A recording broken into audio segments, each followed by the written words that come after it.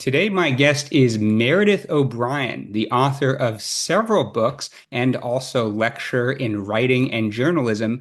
We spoke 4 years ago about her life with multiple sclerosis and her book, Uncomfortably Numb. Now we're going to talk a little bit less about her personally, though I'll include that video in the notes below if you want to learn more about Meredith. We're going to talk more about multiple sclerosis in general. Good to see you back, Meredith. Great to see you too. So I'll throw you a curveball. I just Huh. checked and the Red Sox are 3.5 games out of the playoffs right now. How do you like their chances? I love them and I go to games, but I'm not feeling they're gonna really do well this year, but I will root for them. I hope I'm completely surprised, but I'm not feeling so good. How about your beloved baseball team? You feeling good about their chances this year? I have confidence in the Dodgers, and you think they don't even have a lot of their superstar pitchers, Otani, Glass now, and they're not pitching yet, Snell, and they'll all be back ready for the playoffs. Yeah, I think you're in a much better position than the Red Sox. I'll always root for the underdogs. They're underdogs this year anyway, so I've got my fingers crossed. Well, money talks, which is relevant to some of the things we may talk about later. Your memoir was great and it was written beautifully. What Thank was your motivation to write this second book about MS? Because a lot of your other work isn't doesn't have anything to do with MS. Right.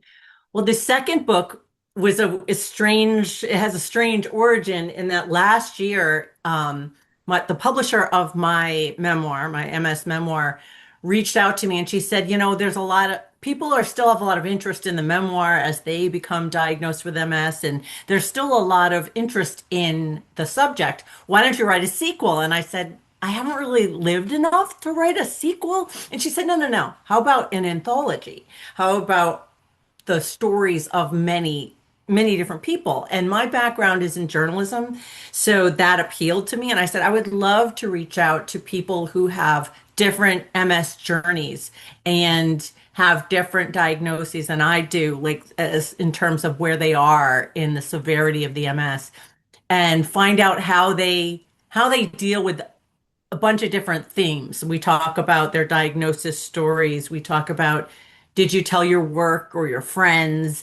Did you seek out accommodations? And a lot of other topics. And I learned a great deal by talking to a host of patients from different parts of the country, as well as I did speak with a neurologist who specializes in MS, specifically pediatric cases, as well as I spoke with a professional from the National MS Society who is the vice president of their advocacy, state advocacy group. So I tried to, in this new book, give readers a range of experiences so that they can see that MS looks very different depending on the patient. Yeah, and the name of the new book is Uncomfortably Numb 2. Easy to remember if you read the first one. I'll include some links in the notes below to that. Mhm. And, even though the people you talked to were very different individually, they had some similar experiences. One of the things several people mentioned is the response to their initial symptoms. And many people had bad experiences with doctors blowing them off, trivializing it, even calling them hypochondriacs. Can you talk about that a little bit? Right. A number of the folks who told me stories that like that were women. When I wrote my first book about MS, I did some research about diagnosis of autoimmune diseases and how sometimes when you're in the diagnostic process, some of the symptoms you share with a physician aren't objectively measurable. Like if I say I have numbness here, there's no machine that's going to tell someone how numb I am. The only objective thing doctors could do would be administer a test of, your reflexes and do an MRI. A lot of the patients, not everyone, but a lot of the patients were told that just in spite of their symptoms, they wouldn't give them an MRI. Oh, you're just being exactly as you said, a hypochondriac. One woman I interviewed who was diagnosed as a young woman, as a teenager, she had symptoms as a teenager, was literally called a dramatic blonde when she had trouble walking when she was a teenager and her gait was off and she was having pain in her feet and eventually was diagnosed in her 20s, but she has a severe case of MS. She still works, but it's she had a very rough diagnostic journey. Not everyone did, but what I learned is that being told, like I was told I was in my medical medical record, it said my symptoms were likely initially psychosomatic. So I have a spot in my heart for folks who've had difficult diagnostic journeys. Yeah, sorry you had to go through that. Unfortunately, I've heard this kind of story many times. I know that, when you did eventually get diagnosed with MS, you were a little bit resistant to talking about it and being open with it. And of course, you published a memoir, so now everyone knows. And, everyone's different. People have different personal preferences. What are your thoughts on that? How should someone decide whether or not to keep it private or to talk to other people about it? Right. I would not presume to tell any one person what they should do in their specific life. I don't know what their careers are, what their family dynamics are. It's a very individual decision. However, in the book, you see different people's responses. Like I kept it quiet for a while. Other people did as well. Some folks said they went on Instagram from the hospital room saying, I have MS. So they were public right away. I think me personally, speaking for me, I was worried that professionally, when I was teaching journalism, that people with whom I worked would not understand MS and treat me differently, or not give me a chance to teach things, not ask me to participate in professional activities. And I initially didn't tell people beyond a small circle of friends. And in hindsight, I wish that I hadn't done that because I think that I could have educated people around me. Like I had three when I was diagnosed, my kids were in all in middle school, and some of the I was too proud to, but I could have asked for help with rides for my younger son or told people what was going on, why I wasn't showing up at some of the games when it was hot out, why I needed some help. I think I could have not only educated people, but developed some understanding with other people. I should have given people more of a benefit of the doubt. And at work, when I finally told them, they were wonderful. So it really depends on your own situation. I wouldn't presume to tell anyone what to do, but really think about what is holding you back from sharing this information and whether it's rooted in reality or not. But you think for you personally, it made your life better to be open about it? Yes, absolutely. It made me be able to ask for things that I needed. And when in the workplace, for example, when I get the conditions that I need in order to work, I can thrive at work. So it helps everyone. And so I would have to do, if I had done it over again, I would just tell people and make it not a big deal. Just like it's part of the world and you didn't know beforehand and here I am. So I think it would have improved my experience. Yeah, I've heard mixed things. I've had patients tell me, once they told their boss they had MS, they were more understanding if they had to miss days. And, I knew a medical resident who had MS who said they felt people didn't take them as seriously once they Yeah. got the diagnosis, and they wanted to be treated as a serious medical professional. And they thought that, there was some bias there. Yeah. So I know we don't have time to go into detail about all the stories, but in terms of seeking help, maybe getting like workplace accommodations, could you talk about maybe some of your experiences or some of the experiences of others in the book? Sure. Um, my book had the misfortune of coming out in COVID times and so a lot of what happened after I wrote it is what I'm going to talk about now. The initial book. Sorry, I flubbed that a little. Um, During COVID, my university, for example, in the Boston area, went back to in-person teaching much sooner than I was comfortable with. Like they went back to in-person teaching before the vaccines were widely distributed, and I didn't feel comfortable with that. And I, for the first time, filed an accommodation with my university saying, I would like to teach remotely, please, until I can get the vaccine. And I was able to do that. And then when I was back teaching and they dropped the mask requirement, I was the only one wearing a mask in my classrooms. And initially, for one semester, I was in a very tight quarters. I was very close to the students. And I contacted the admin for my department and I said, is there any way that you can move me to a bigger room? Because I don't feel comfortable teaching in such close proximity to the students not wearing masks. And she accommodated me. She found me rooms where I could teach comfortably and show up and feel not be worried or preoccupied with COVID. I could just teach. So I think that being honest with her and saying, hey, can you get me a classroom where I can open the windows so it's not going to be hot? It has helped me be able to be a good teacher in the classroom as opposed to worrying about teaching and my MS flaring up while I'm teaching. And they've been pretty good about helping you out with these things. They have. I have spit. There's one building on campus that's notorious for having windowless classrooms, and the rooms are stifling.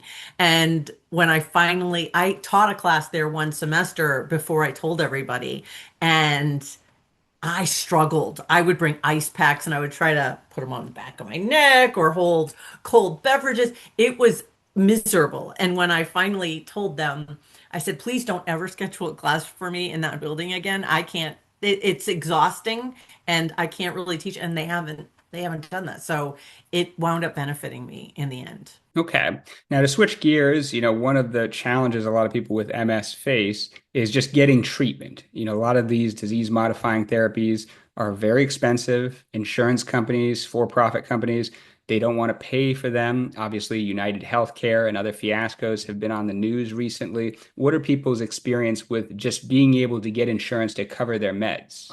That can be really tricky depending on what state you're in, what the regulations are in your state. And also, there's this thing called pharmacy benefit managers. They're called PBMs, and they manage prescriptions for a lot of insurance companies. So here's your insurance company, here's the pharmacy benefit manager, and here's your doctor, which I'm sure you know all about this. And so your doctor will prescribe a medication, and then this pharmacy benefit manager decides to regulate how you can get something or whether you can get something. And I wrote about how I am prescribed ondansetron for I get very severe heat sensitivity, and that includes me becoming physically ill, like sick to my stomach during the when it's hot or when it's humid outside. So my neurologist had prescribed that for me. And I detail in the book about how we faced repeated requests for more paperwork, more paperwork, more paperwork. And then they said, we'll only give you 9 pills at a time. So I would constantly be going back to the pharmacy. And then it was changed to, okay, you can only get it from this pharmacy, not the one closest to your house. And it was, it felt like a lot of roadblocks being put up in front of me. Other people I interviewed in the book talked about obstacles that they faced with either their insurer or pharmacy benefit managers trying to get the medicine that their doctors have prescribed for them, and how they have coped with it and how they have sought out help. And it can be very frustrating given the amount of medication some patients take, as well as the insane cost of some of these disease modifying therapies. Yeah, and if you have a 10% copay on a medicine that's $100,000 a year, very few people could afford that. I mean, ondansetron is Zofran, which is now generic. I assume that story is a bit dated. Hopefully, insurance Mhm. companies wouldn't fight about that. The other thing that you talk about is step therapy. There's Mhm. sort of increasing evidence in MS that it may be better for young people with relapsing MS to just start taking more highly effective medications right away. And a lot of neurologists like me, we don't really recommend step therapy. We don't recommend starting with a less efficacious medication and only moving on if you fail, because failure could mean damage to your nervous system.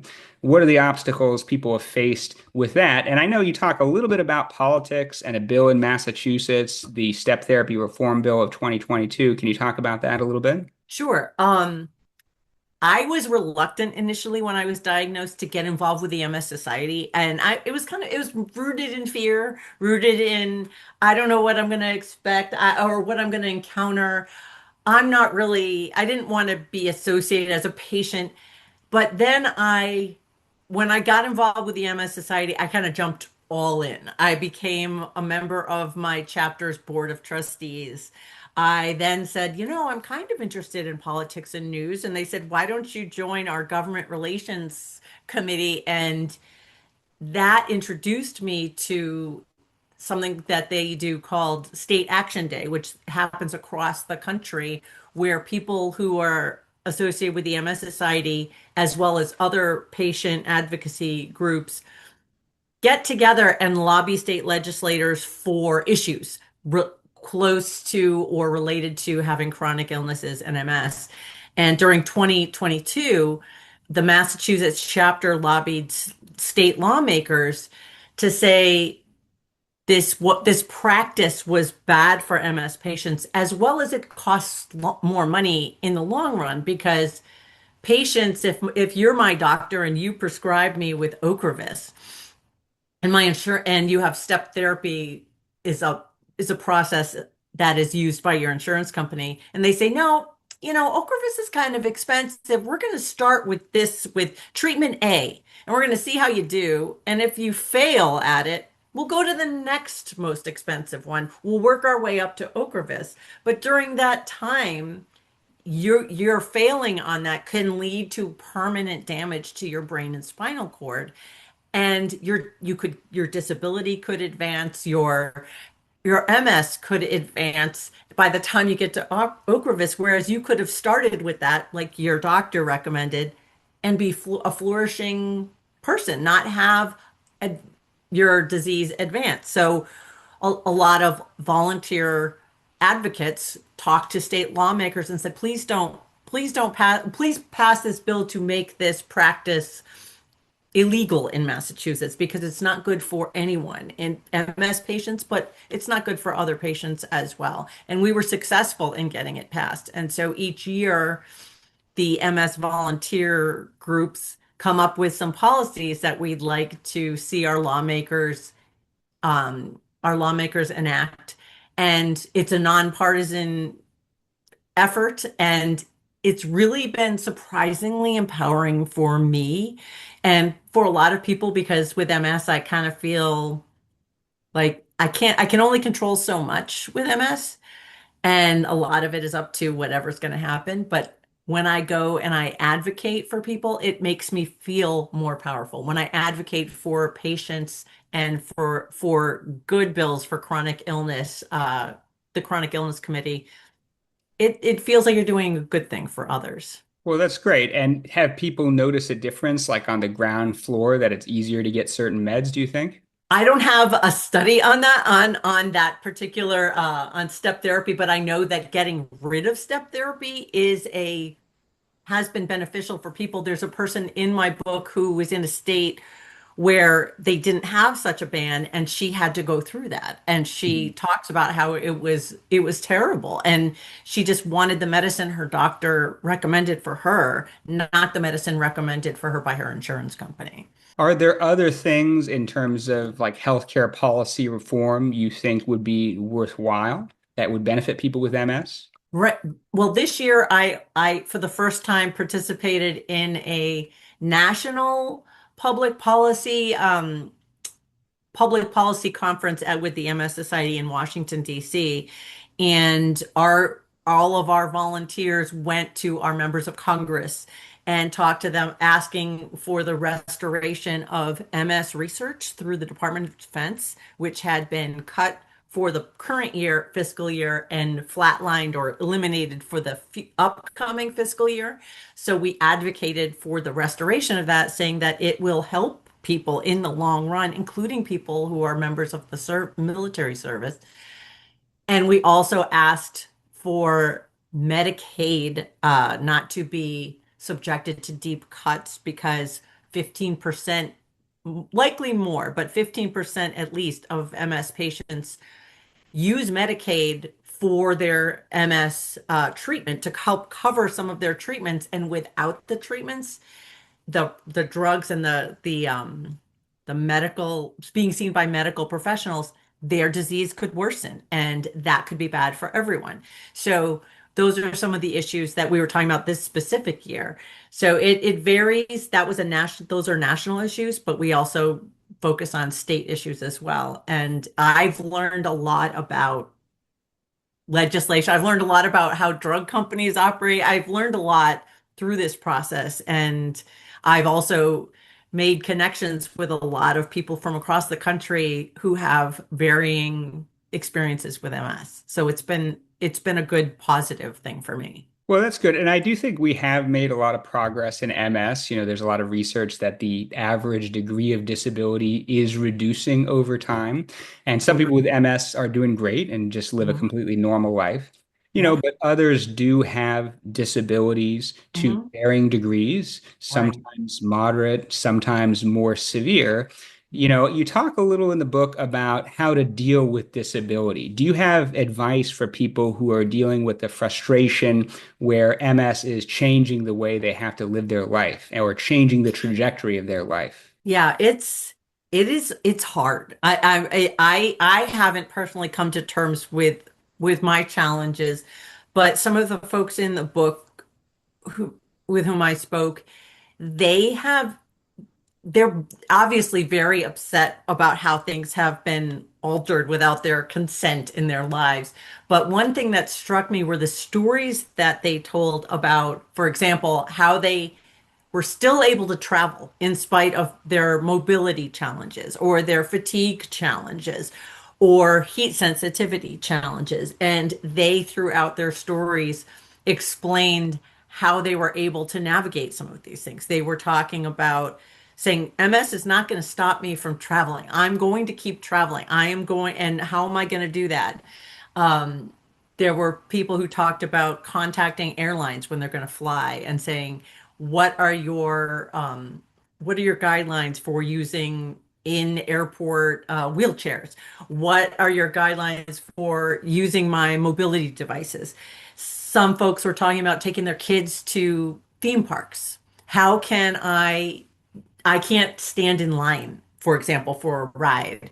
So they figured out they worked with the theme parks to be able to do that. There was someone I was speaking with who was talking about wanting to go to a baseball game with her sons and how she was on the phone with someone from the park. And I'm thinking, how do you even, like, you can't even get in hold of anybody. How do you if I was going to call someone at Fenway Park, I don't know how I would do this, but she was able to speak with someone at the park and find a way for her to get seats that she could afford that were accessible to her. So so the collective group of people that I with whom I spoke were not happy about what happened, but they're finding ways around it, finding ways to go through the difficulty and still trying to cling to the things that are really important for them. Yeah, and I think it's important to try to live life as normally as possible. I mean, you seem to be doing that. I know you're an empty nester now and you're writing and you're teaching. Does having MS change your plan for the rest of your life? Are you going to do anything differently because of MS? Well, it has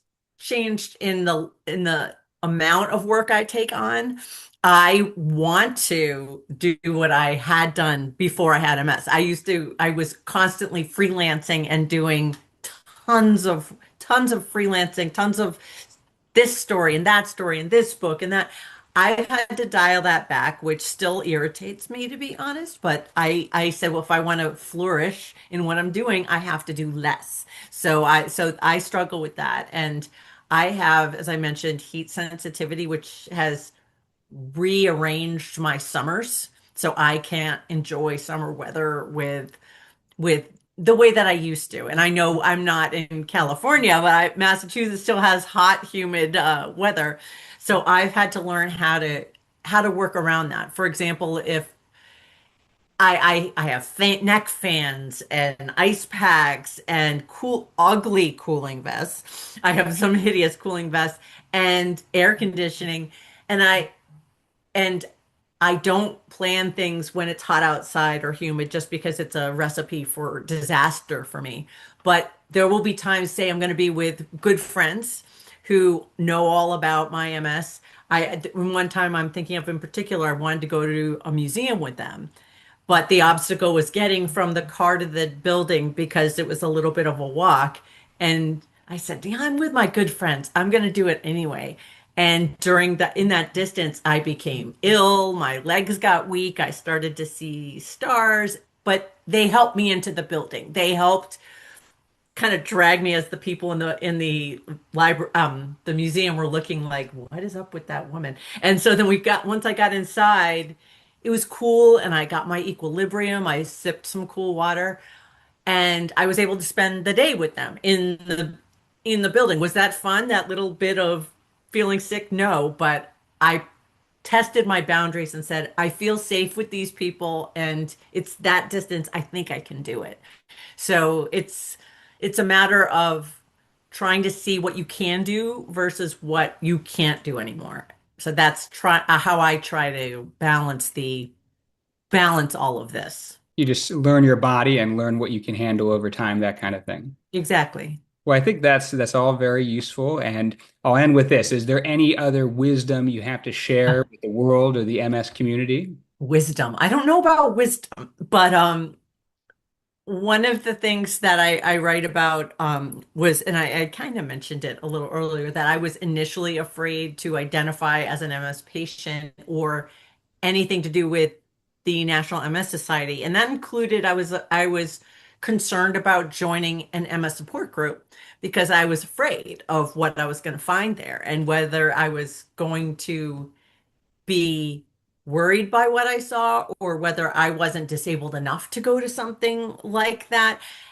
And when I finally got over myself, like during COVID, everybody went online and I joined virtually a an online MS group initially to talk about my MS memoir, and then they asked me to join them. And I found a lot of solace with the group. I found a lot of camaraderie.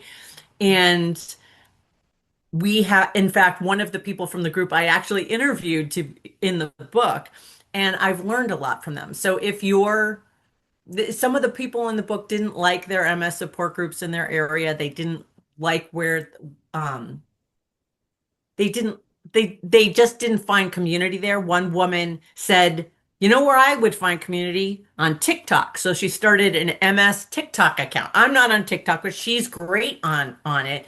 And she said she found community there. So if there's any place where you as an MS patient or someone who loves and someone with MS can find community, it really does help you feel less alone in the day-to-day struggles or challenges that you experience. So it's something that I think could be beneficial for people. Yeah, and I think in general, the MS community is very welcoming, though I guess not everything is right for everything. Support, you Exactly. have to test it out and see if it's right for you. Exactly. Well, thank you for taking the time out of your busy schedule to talk to me. Again, everyone, the book is Uncomfortably Numb 2. Check it out and have a good rest of your weekend. Thank you so much. You too.